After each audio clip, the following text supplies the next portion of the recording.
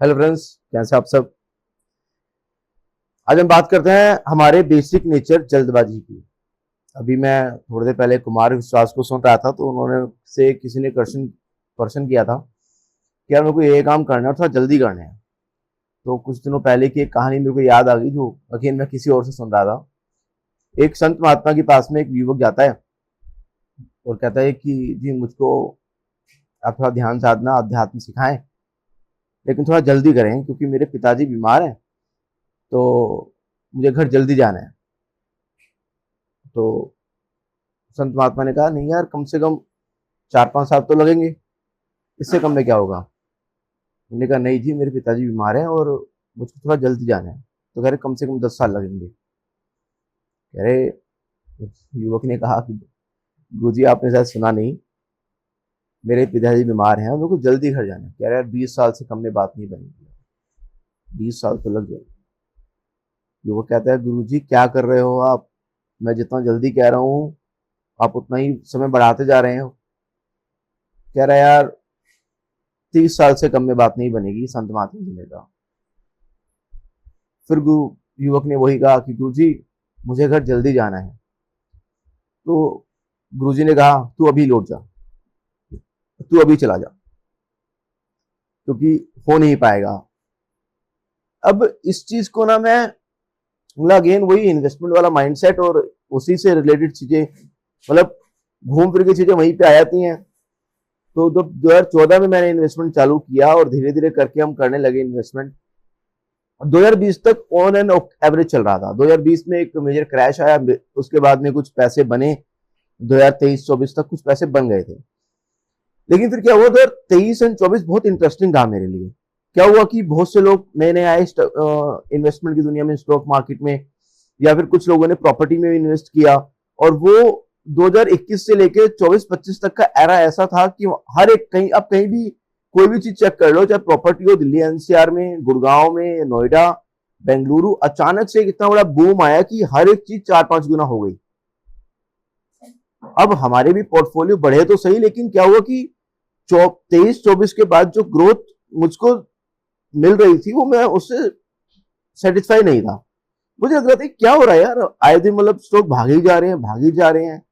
Nifty या mid cap, small cap, सब बेहताशा भागे जा रहे हैं। कोई भी नई कंपनी आ रही है और वो धीरे धीरे उसको उसके औने पौने रेट पे भाव मिल रहे हैं। बहुत से लोग थे वो इन्वेस्टमेंट की दुनिया में आ रहे थे, स्टॉक्स उनका वो पोर्टफोलियो मेरे को आगे डेली बताते थे कि यार आज 4% बढ़ गया, आज 5% बढ़ गया। और मैं तब शायद इंफिनिटी कॉम्प्लेक्स में चला गया। मतलब मेरे दिमाग में आता था कि यार जो स्टॉक्स मैंने ले रखे हैं, किसी को भी मैं बताता था कि वो अच्छे स्टॉक्स ही थे, क्योंकि अपने को उसी में काम करने की आदत भी थी, चाहे ब्लू चिप थे या कुछ बहुत अच्छी कंपनियां थी। गलतियां हमसे भी हुई, डीएचएफएल, यस बैंक जैसी। लेकिन फिर भी हमारे स्टॉक बहुत एज कम्पेयर टू अदर थोड़ा धीरे चल रहे थे। और मुझे लग रहा था कि यार हमने ऐसा कौन सा पाप कर दिया, हमने ऐसे कौन सी हमसे गलती से बुक रह गई जो हमने नहीं पढ़ी, कि लोगों के स्टॉक इतनी तेजी से भाग रहे हैं और हमें वैल्यूएशन पल्ले नहीं पड़ रही है। हमें लग रहा है कि यार ये तो ज्यादा हो गया, यार ये तो इतना नहीं होना चाहिए। कुछ लोगों ने अपनी नौकरी छोड़ने का प्लान कर लिया था। नौकरी छोड़ने का मैंने ही प्लान कर रखा है, लेकिन मेरा चल रहा है 2018 से। 2018 में मैंने नौकरी छोड़ने का प्लान किया था और मेरे को अगले 10 से 12 साल में नौकरी छोड़नी थी। वो स्टेप बाय स्टेप कोशिश की थी मैंने। लेकिन कुछ लोग अगले 3-4 साल में नौकरी छोड़ने वाले थे। मतलब मेरे को कुछ लोगों की स्टेटमेंट याद है, उन्होंने कहा था कि यार अगर जो अभी चल रहा है ना, अगर 2 साल और चलता रहा, मेरे पास 5-10 करोड़ पे हो जाएंगे, मैं नौकरी छोड़ूंगा। क्या करना है नौकरी करके, अपने को सैलरी के 10-15-20 लाख रुपए मिलती है साल की। यार अगर 5 करोड़ का पोर्टफोलियो अगर हो जाता है, और 5 करोड़ के पोर्टफोलियो को अगर मैं एफडी में भी डाल देता हूँ, तो भैया कम से कम 40 लाख रुपए साल का आएगा। 30 लाख तो आएगा ही। एफडी की बात कर रहा हूं मैं तो। ये तो 30 लाख रुपए मेरी सैलरी का कहते हैं, सब कुछ मिला मिला के 20-25 लाख रुपए भी नहीं बनती भाई। क्या करना है काम करके, फिर कुछ और काम करूंगा। लेकिन यहीं पे ट्विस्ट आ जाता है फिर, और वो कहानी जो महात्मा जी समझाने की कोशिश कर रहे थे, और वो यही था।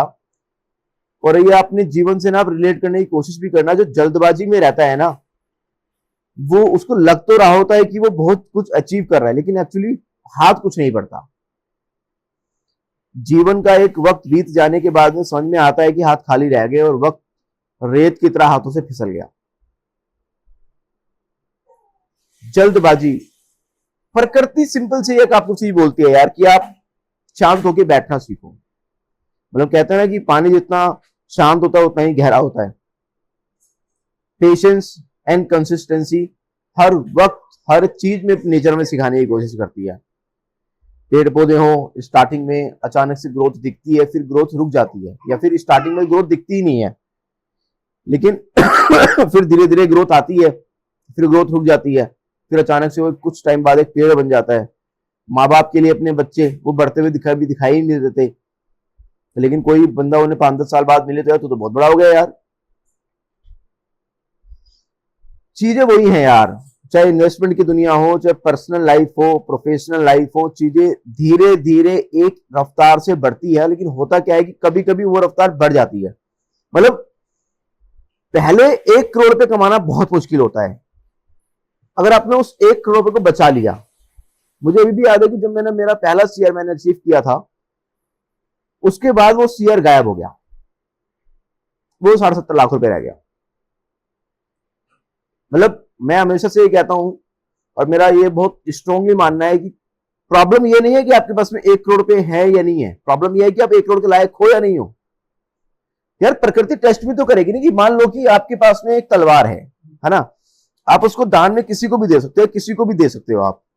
जैसे आपने ना एक मूवी देखी होगी जो दाऊद इब्राहिम के ऊपर बनी है, उसमें इमरान हाशमी है और अजय देवगन जी हैं। तो जो पुलिस वाला होता है वो बताता है कि मुझसे गलती हो गई, एक 2 बुरे लोगों में से मैंने बुरे इंटेंशन वाले लोग को चुन लिया और दाऊद इब्राहिम को मैंने सपोर्ट किया और उसको मैंने बड़ा बना दिया और अजय देवगन को मरवा दिया, इसलिए ये शहर आज मेरी वजह से जल रहा है।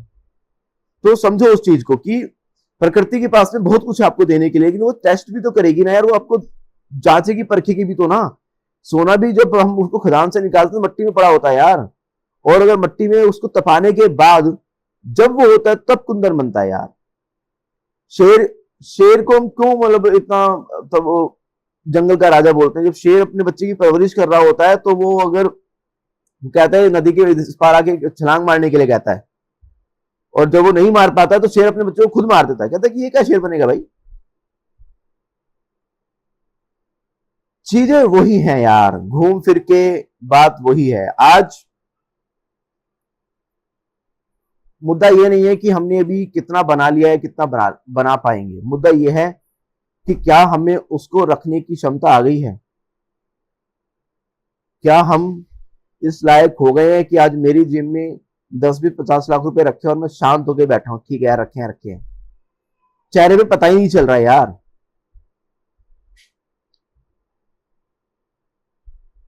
मतलब गर्मी तुम्हारे स्वभाव में होनी चाहिए, दिमाग में नहीं। मतलब किसी से मिलो तो इतनी गर्म जोशी से मिलो कि उसको लगे कि यार किसी से मिला था। दिमाग में गर्मी नहीं होनी चाहिए कि ये कौन है चूतिया, हला उसको। सोचो यार, प्रकृति है बड़ी प्यारी है, अपनी स्पीड से चलती रहेगी।